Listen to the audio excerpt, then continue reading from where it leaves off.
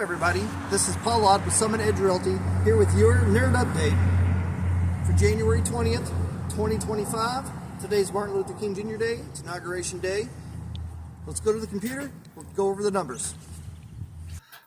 All right, so this year here represents the week from 1/13/2025 through 1/19/2025. You can see we had 49 new listings, same as last year, and a little lower the last couple of years from the years before that. All right, total inventory was at 743, which was quite a bit lower than last year and actually above the previous couple of years before that. Under contract, we had 45 go under contract over the week, quite a bit more. We talked about this is last year, and then just kind of bumping up and down throughout the years, right? Under contract in 7 days, we only had 7 this year. Still a lot of snow and ice on the ground. I think a lot of people might be hesitant to be getting out, and that is lower than we've had for the previous 4 years, right? And in we actually closed 27, which again is on the low end of what we had here. It had 45 price reductions, which is quite a bit higher than what we've seen in years previous. I had to check that number multiple times, right? And the median days on market, the 50th percentile is calculated, is 35, which is lower than it's been the last couple of years. And then 2021 and 2022, houses were selling like hotcakes.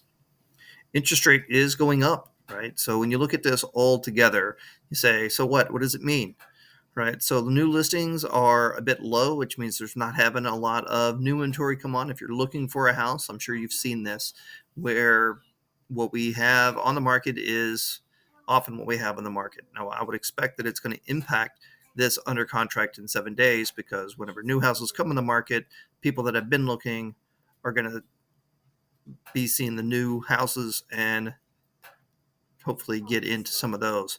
That also is reflected here in the price reductions, right? So we have houses that have been on the market for a month, and people are looking to move those forward. So when you reduce price, generates more interest, have some more people come by and look, right? If you're selling your house, again, the same would apply, that you got a better chance when you're starting out here than if it's been on the market for a month or two.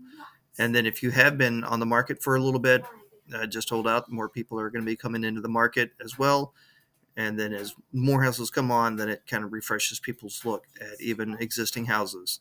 So now I want to scroll down here and look at last year. So this is the week that up in the other part was called last year.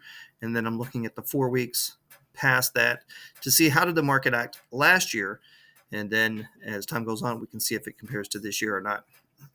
So we had the 49 listings, and then the week after that was lower, but then quite a bit higher going into February, right? Total inventory lower again the next week, and then bounced up to be higher going into February, which matches the new listings, right? Under contracts, still had more under contract, right? Under contract in 7 days.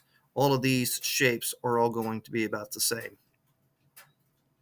Close is about the same here, right? So a lot of the close activity started about a month ago, right? Month and a half ago. Not so many price reductions as we're seeing this year. It's what they had last year, but this week last year was about half of what it was going forward. Days on market trended down for a little bit and then jumped back up there in mid-February last year. Then the rates. I know a lot of people are interested in the rates, right? So this, again, the rates I'm pulling from Freddie Mac. They have the historical average rates you can pull for 30-year conventional mortgage. That's the interest rate represented here in the national average as reported by Freddie Mac. So all in the sixes, but going up and down a little bit. Quite a few people have told me they're waiting on interest rates to come down. I'm hesitant to think that that's going to come down anytime in the short term.